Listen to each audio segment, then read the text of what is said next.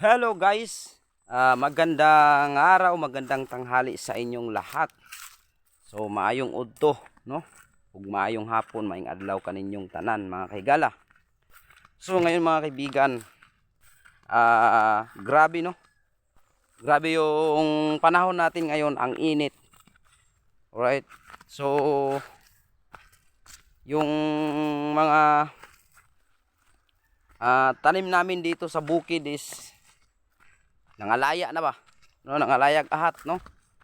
So yun guys, ang mais kasi 3 months, no, pwede na siyang harbisin.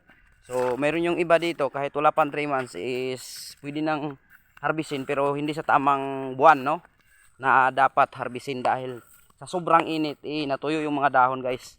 So ayan, no, nakikita nyo po, no, kung sa Bisaya pa ay ahat, no, ahat ba. So hindi sana harbisin, pero kailangan ng harbisin nga dahil nasobraan na dahil sa init. So grabe gyud mga higala, no. So mo na mga higala, no, sa mga ubandra, no, mag-adto ta, asa man ta maglakaw, asa man ta moadto, mag-inom tag tubig, no. Dili po nang mag-inom tag tubig isa ka drum. Mag-inom lang gud tag kanang 3 ka baso, no. Porta mo lakaw kay init yung panahon, or magdala tag payong. So tanaw mga higala, ang mais dali makita nyo sa kong likod. So daot kuha na siya kaning medyo failure gyud na siya, dili kay medyo failure gyud na siya. So nga kuha na po dito sa unahan, kuan pod kaning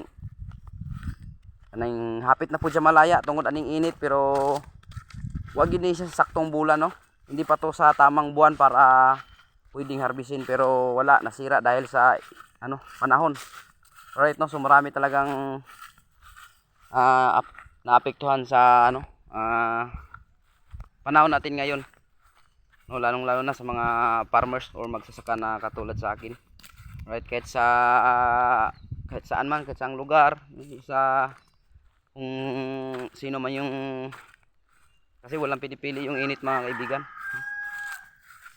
Mainit ngayong ulo natin, mainit yung kilikili, yung singit,